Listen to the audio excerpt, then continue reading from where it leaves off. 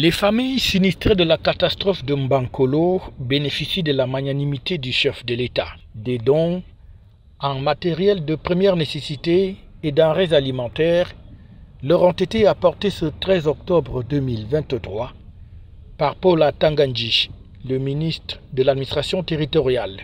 Le patron de l'AT est allé les rejoindre là où ils ont été provisoirement recasés au niveau de la maison du parti d'Nkomkana, à Yaoundé. Un jour spécial pour nous, après l'éboulement de Mbankolo. Alors, vous savez, je disais déjà dès le premier jour que le chef de l'État, son Excellence Paul Biya, nous avait instruit, n'est-ce pas, d'accompagner des populations sinistrées. Et le couple présidentiel a mis à notre disposition un ensemble de dons pour porter secours aux personnes sinistrées.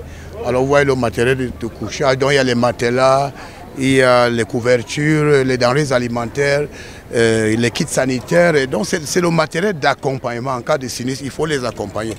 Le membre du gouvernement est donc venu ici leur apporter le réconfort du chef de l'État, son Excellence Paul Biya, suite à ce grave accident survenu le dimanche 8 octobre 2023 à la suite d'une pluie diluvienne qui s'est abattue dans la capitale camerounaise.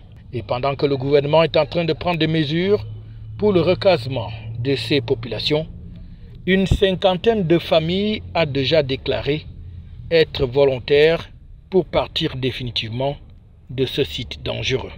Aujourd'hui, c'est une cérémonie spéciale parce que après le drame de Mbankolo, la mairie a constaté qu'il y avait encore beaucoup de personnes sur le site et que ces personnes étaient en danger. Et après 2 jours de sensibilisation, ces personnes ont décidé de quitter volontairement le site dangereux. Alors le président de la République nous a chargé de leur apporter aussi l'aide en disant que c'est ça le bon exemple. Lorsque vous êtes dans une zone dangereuse et les autorités administratives viennent vous donner conseil de quitter. Lorsque vous quittez les zones dangereuses, vous vous mettez à l'abri de surprises désagréables. Vous protégez votre vie et vous protégez la vie des autres.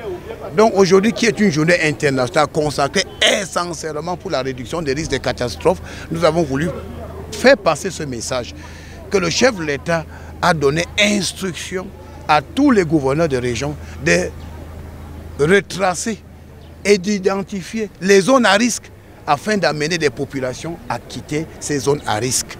Il est donc désormais question de prendre en charge aussi bien les blessés que ceux qui ont été sinistrés par cette catastrophe en leur retrouvant un toit et surtout leur redonner le sourire à la vie.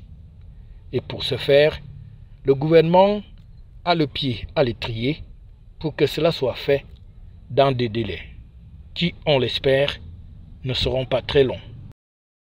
FH News, votre télévision.